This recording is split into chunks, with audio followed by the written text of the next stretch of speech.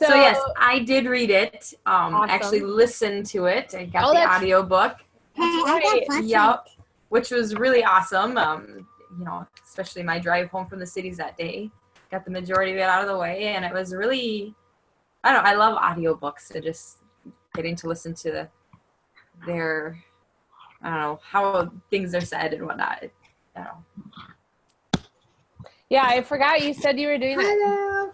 Betsy, Sarah, what's your question? Do you have a question? Do I have a question? No, does he have a question? I thought he said, hello, I have a question. Do you have a question? The flashlight. You have a flashlight? I'm going to show him your flashlight. Let me I'm see going it. to hold it up here. Yeah, this way. There you go. Oh, that looks like an awesome. Is that the kind that also has like a red laser light on it? I think I have. It might be. It looks a little bit like one we have at our house. No, you're blinding me.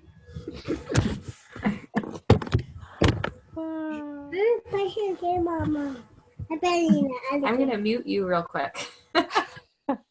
Anyways,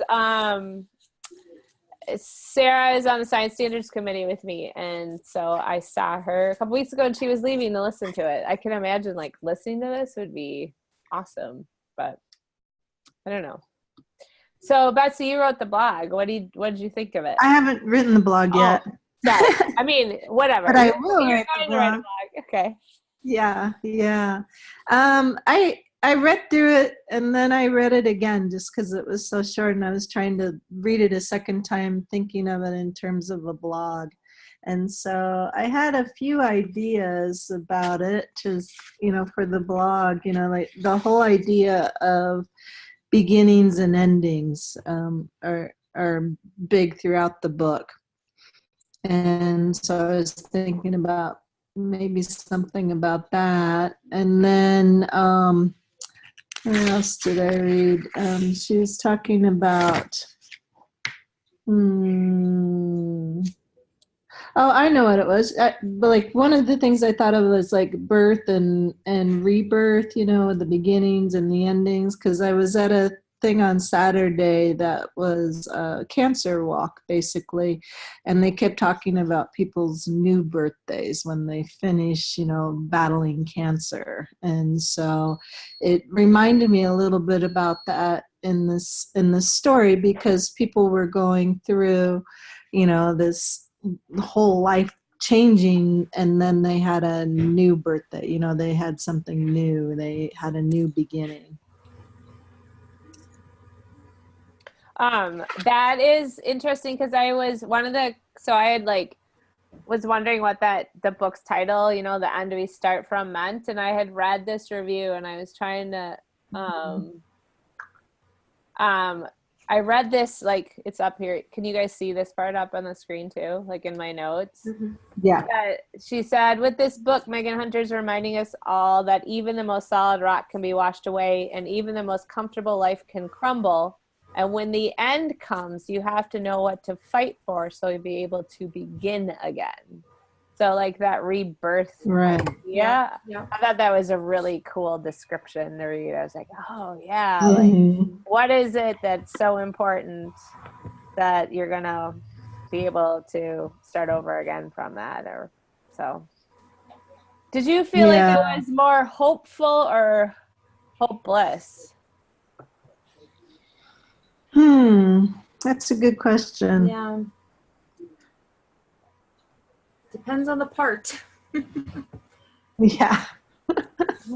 I know. One of the things that struck me that, ties into a lot of what you guys do in Climate Gen is, the narrator, her purpose for going on and her purpose for going for this new beginning and trying to thrive and move forward was her son Z, so that was her whole purpose. And then I kept thinking about, what's our purpose for combating climate change. And it goes back to the climate stories that you guys do all the time. You know, what's your climate story? What's your purpose? Mm-hmm. You know, for some people it is family. So other people it's other things they value. Mm-hmm.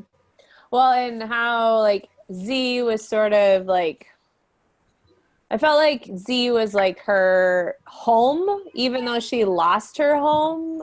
Mm-hmm. There was still like an anchor, and so having like your story helps you know who you are, and no matter where you are, sort of. I don't know. Yeah, and noticing the little things about, you know, just walking or falling off of something or, you know, trying new things. Yeah. You know, not to forget those things. Yeah. It's pretty cool. Mm-hmm. Yeah. Yeah.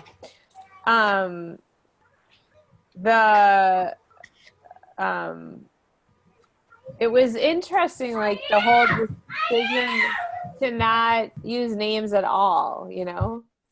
Like, yeah, and I was thinking about that. I was wondering if she did that just so that you can see yourself in the characters, you know? If they don't have a name, maybe you can imagine yourself in that position. Yeah. Yeah, it was so, I can't describe like what it, I don't know, because she also talked about at the end how there was something in the end about how like everything now was numbered, you know, like, Mm-hmm. and it got the same like deep personal, I don't know, it was so sci-fi or something. I don't know, maybe that's what it was, like so futuristic or. Well, and listening to it on an audiobook, it kind of like, that was just, I mean, they pronounced it ah instead of a, and you had Z and whatnot, but it kind of took on human characteristic, you know, persona, that was their actual name, and just different than what we're used to. Yeah. So. Yeah.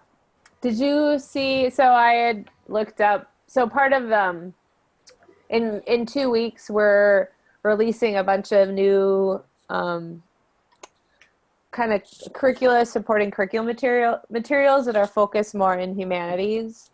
And one of the things that we're releasing is a reader's guide.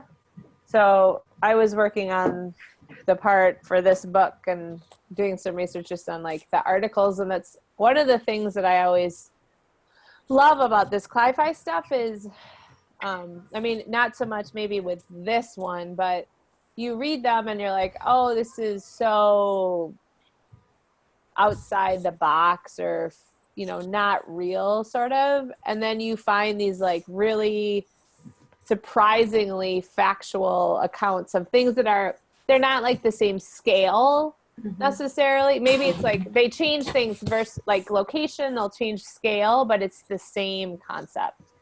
And like that's where I think the power for like teaching comes in with them, is like looking at how that scale was changed, but how you still can translate like the feeling and empathy, you know, around it that you get from this book. You get all this feeling and you're like, oh, it's the same for these people in this place, and this is real, and this is happening. And so like looking how the climate migration that's already happening, right, which even like this stuff happening is probably it's more in your news cycle than ours even, Betsy, like this quote caravan coming up from Honduras right now, and the migration of people. And like I was thinking about this scene of people moving in this book, listening to that, and I just was like sick, you know, like I could feel that feeling in the same way. Yeah, I know. My husband had the national news on the other morning when I was getting ready to leave for work, and they had on CBS the reporter in the middle of that caravan. Embedded. Yeah, there's a couple embedded. Tore much I couldn't watch it. Yeah. Yeah, it was pretty powerful. Yep. It was crazy.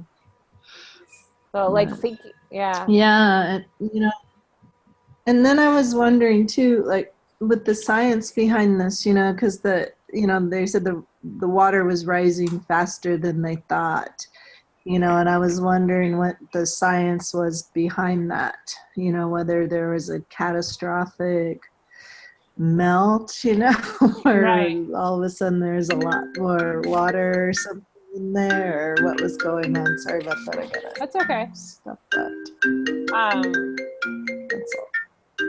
Stop. Go away. Yeah, so I was trying to figure out what it was, because that's the other thing, is that with climate change, and part of the reason you can't get people too excited about it is that it's just such a in many cases it's just a slow incipient change, and so there's something that was catastrophic with this that they didn't plan for. Right. Well, I sent along a couple of articles in the first, or when Jenna sent last week or 2 weeks ago, that actually looked at this. And so London right now is among one of the #1 cities identified at being at risk of major flooding with this new IPCC report. Oh, okay. And I'm trying to think where is it I saw, I don't know if it's in this one or not, but there is a phenomenal viewer for London that actually shows what's going to be underwater. And I don't think it's, so the resource, I have this, I don't know if you've seen Surging Seas before. This is a Climate Central thing. You can search for it, just search Surging Seas, but it models here in the US. It does not model abroad at this point. But you can see what will be most underwater. And I know that London, it's pretty phenomenal. And I wish I was going to pull that up at a time, but I totally forgot to find that one. But it isn't, it's, I think maybe to some extent a little bit unrealistic, but it's not nearly as unrealistic as Exodus, which is super underwater. And that's ideally super unrealistic to think about, but yeah. Yeah.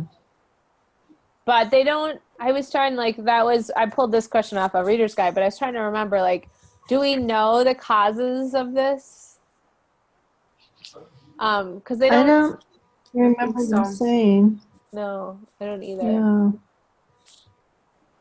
Yeah. It's so, I'm oh, this is climate fiction, clearly. But I don't know that it ever says that. And I don't even know that I read anything that necessarily described it as that, which is fascinating. Yeah. This is the most cli-fi books I feel like I've read.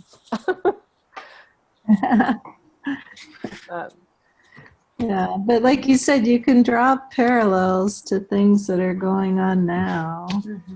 Right. So it's not that far-fetched. Right. It's just, I think the difference is that, a lot of what's going on now is with our most vulnerable populations around the world in third world countries, compared to this happening in a major metropolitan area. Well, right. And there was an article that was just out, I think today, just about how it's happening, in Alaska, and it's happening in these disproportionately impacted communities at this point, and we're kind of ignoring it. But the next thing, it's going to be it's going to be Miami next, Yeah. and it's going to be the same thing, oh, whoops, Miami. And so yeah, well, there's already a lot of that going on in Miami, just with the nuisance flooding, they call it. That seems like such a mild term, nuisance flooding. But I remember seeing somewhere what they were doing is, it's the whole gentrification thing. So these people that live in these areas can't afford to be in those areas anymore because they keep flooding. So then they're building these new high rises where other people can live, and they get priced out in the market. Yeah. Yeah. Or, I mean, it's funny. I mean, they're reading like, oh, we're going to build we're going to build these big like coastal walls or something like Yeah. that. I was like, what? Are you kidding me? Like, Yeah. yeah. I went to the International Polar Year Conference in 2012 in Montreal, and one of the people that was a keynote speaker was Ronnie Jameau from the Seychelles Islands. And he basically started out his speech as like, what am I doing at a polar conference, and the reason I'm here is because, when the poles melt, we drown. And so he was out there, he was not mincing any words. And one of the things he talked about that was hard, like he was saying that they're blowing up their granite, mountains and cliffs to shore up the shoreline. And then part of the problem is that there's so much water that was infiltrating from underneath the ground, and it's coming up and it's flooding them. But the thing that really struck me that he talked about was that, more than half the year they had fire restrictions because of drought. And that was something I didn't think people ever experienced in tropical regions, but it's pretty common. And I thought, whoa, so that was interesting. Wow. Can you see a YouTube running? Yeah. So can you see this moving right now? Mm-hmm. So this is part of that sea level climate central thing Okay. that Wow. they modeled. You can interact with this too, but like if you're familiar, you were just over in London, weren't you, with your daughter? I've been to London. Yeah, we were over in Cambridge, but I mean, this is like crazy. This is all where the water would be at 4 degrees, and that's where it is at 2 degrees, which we're trying. Obviously, our thing is 1.5 right now, but I saw this. I was like, oh my gosh, this is like so in line with the book, and this is just based on scientific modeling. So using that book as like a means of communication is so. Yeah. And this is even under. This is 2 degrees. I was just on a boat down. I just was on this river, the Thames. Yep. Visiting my sister. The River Thames. Yep. Yeah. Yep. Wow. So this one, it's kind of more spot on than any other one even too, but very, I don't know, the way of just, communicating is so much more poetic, or I don't know. Yeah. Yeah. So do you, Sarah, reading this, or Betsy, did you feel like you could read this one in high school? It's got some violence in it, like against women, which was disturbing. Or is it just for adults? I was on the fence about that. Possibly with an older, maybe juniors and seniors. And maybe in a smaller group, kind of setting. But what about you, especially if you talk about other places that this happens. Yeah. I mean, that is very real. What happened to her is spot on what's happening at borders around the world, in refugee camps. And what do you think, Betsy? Yeah, I think you could do it in high school. I didn't think it was that violent. Especially at least it wasn't graphic. No, and she goes, I'm going to go through this really, really fast. And, at least on my audio, the brain fry here, she spoke really, really quickly through that parts. And I thought that was really interesting. That it's something that she didn't want to, remember or think about too much and just move on from it. So that was pretty cool. Did she have an English accent? I can't remember. The reader? It was different. I don't think it was English. I don't know. I don't recall. It was different. Huh.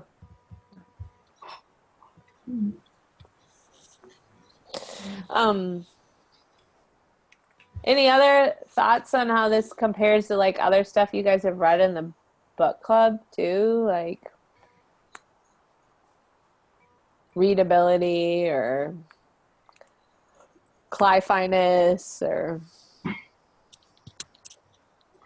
I think it just like the way her writing style was her prose is, you know, it was, I liked how it was that style because it seemed simple in some regards, and you know, and she got to the point with her life where her life, you know, despite all the hardships, was pretty simple. You know, like she had to have food so that she could feed her baby, and she had to take care of her baby, and you know, and there wasn't, you know, she talked about the quiet, and she, you know, that was a big theme throughout the book, that it was so quiet because, you know, before she went to like the refugee camp, and you know, and how they, you know, and she also compared things to the past, you know, about her work life, and if I was at work, I'd have to write a memo on this, you know, and then she you know, would talk about that, and how the way things used to be, you know, so in a lot of ways they're a lot simpler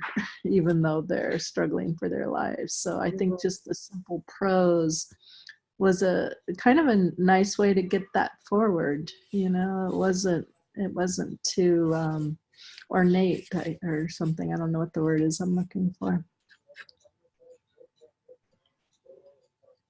It was almost, yeah.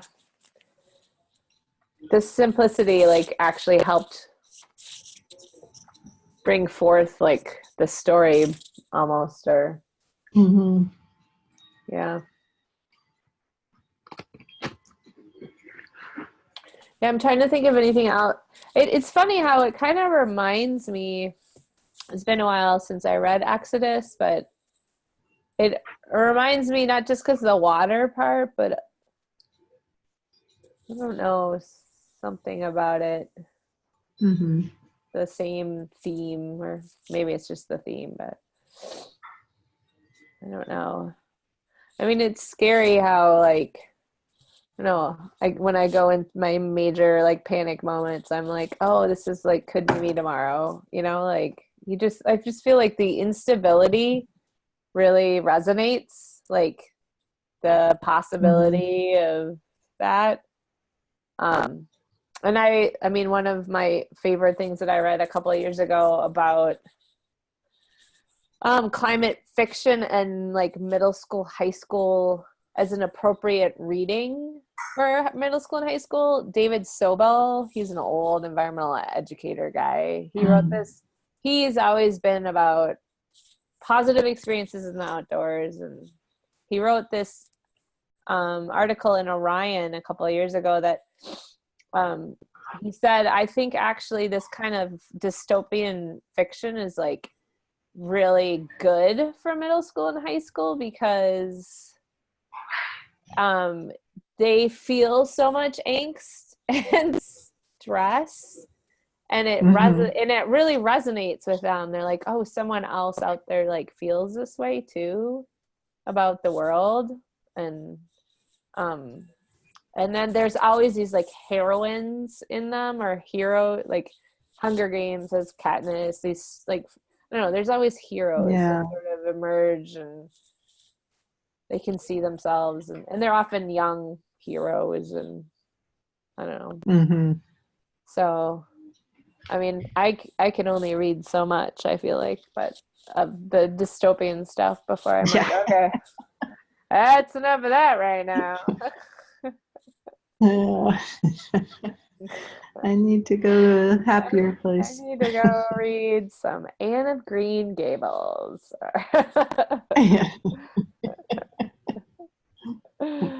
Oh,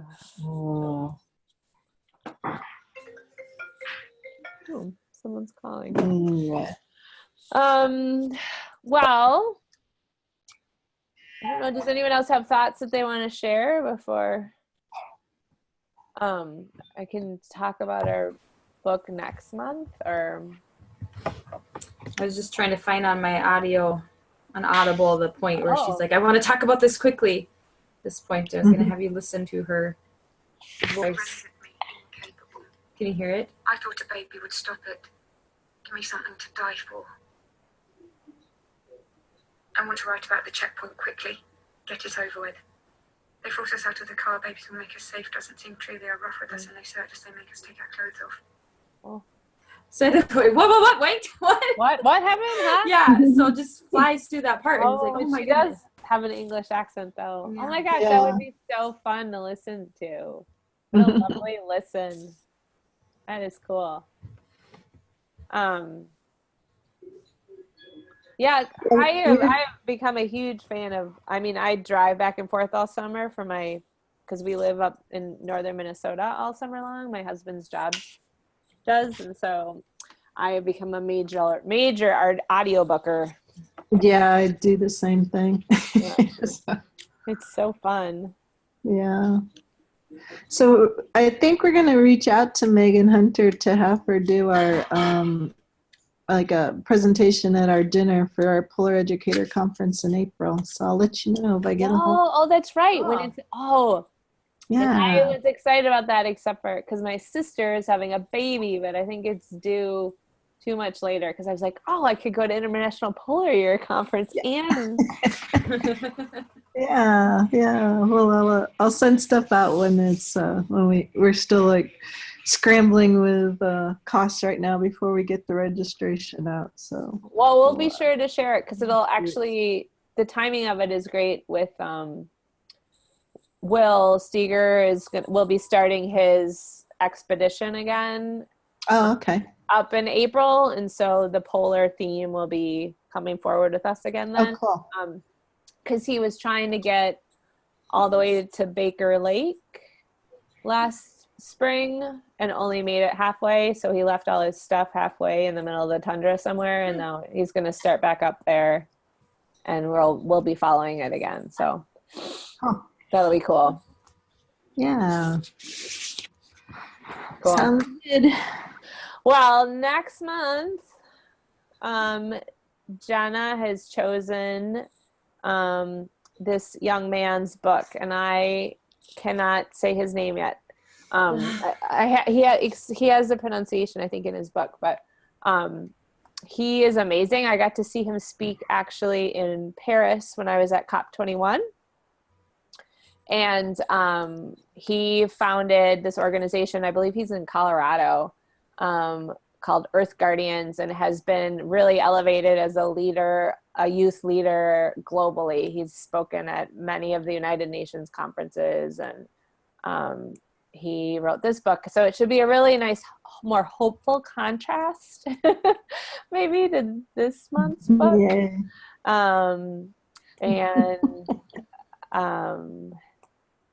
He has some great YouTubes online too that we'll probably send along also, but I don't know that he's did a TED Talk. He may have, but he is a youth leader that's very cool and very, very well spoken. Cool. Yeah, so this is our next month's read, and we did go ahead and post all the books for the year, which are now posted up on our webpage if you're at all interested. We've got a nice variety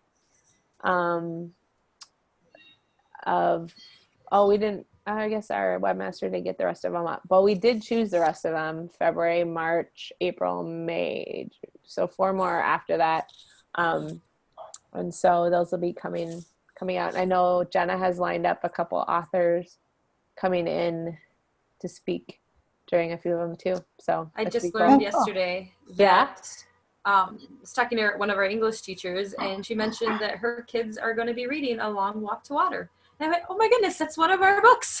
When are they reading it? I don't know when they're going to start. I can't remember if it is our 7th grade class or if it's one of her high school classes, but I'll have to ask her about it Well, when I see her again.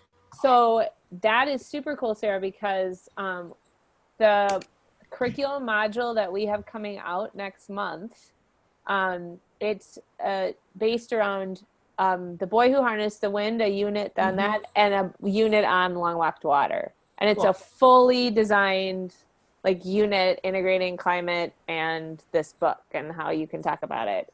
So yeah, I'm hoping it's 7th graders because they're my kids.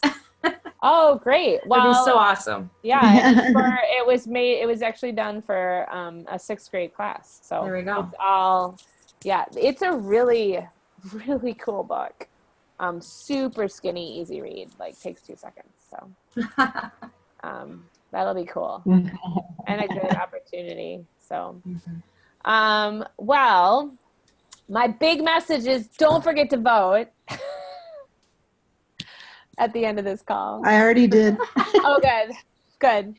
And just be a climate voter, whatever that means to you. It's already gone. Nonpartisan, whatever you think, but whoever says climate change is important. So Yeah, it's interesting. We talked about it on the call last week because we have a proposition that's going towards renewable energy, Prop 127, that Tom Steer Foundation started. And, first of all, it was just like all these negative ads. Yeah, next gen, And now there's some more positive ads, but it's interesting, like some of the new negative ads, like one of them, like education is a big topic in Arizona. So one of them is like this former education director is going, well, this is just going to make electricity too expensive in schools. And so I was like, whoa, wait a minute, most schools have solar panels already. And then the other one that really blew me away was a ad that it's talking to a Navajo family that's they're coal miners. And I'm like, yeah, let's just keep ruining the Navajo reservation with the coal mines and the uranium, and all the poisonous water you guys have. Yeah, let's continue that. Oh my God. Oh my gosh. So what is the it's for putting more renewables in? Yeah, they're actually trying to change the state constitution because, our corporation commission is so screwed up and they haven't done enough. So they're looking at, making this 50% renewables by 2030, basically what California has. So I don't think it's going to pass, but I do think that it's raising a lot of awareness. Well, that's good. That was, I don't know if you had heard my bit about what Washington State meeting that we had. But it was really interesting to be, Sarah, this meeting I had with like leaders, basically state leadership in Washington State. And they're putting money, not a ton of money, but the governor sees climate change education as critical and has actually appropriated funds for it to be happening in all of his schools. And they're trying to pass right now the carbon fee, or a carbon tax essentially. And the money that they would raise through that, a portion of those funds, which is like over $10 million a year, which is actually for education pretty phenomenal, would go back into climate change education in their state. Cool. And it's like the only state in the whole world. And I'm like, we are doing this in Minnesota. This is happening. So there you go. There you go. Well, thanks, ladies. I don't know, do you have any parting words or thoughts or anything? Is there something I'm supposed to do that I didn't do that Jen always does? I don't know. No, I don't think so. All right, well, I look forward. I'll work on the blog and send it. Super appreciate that.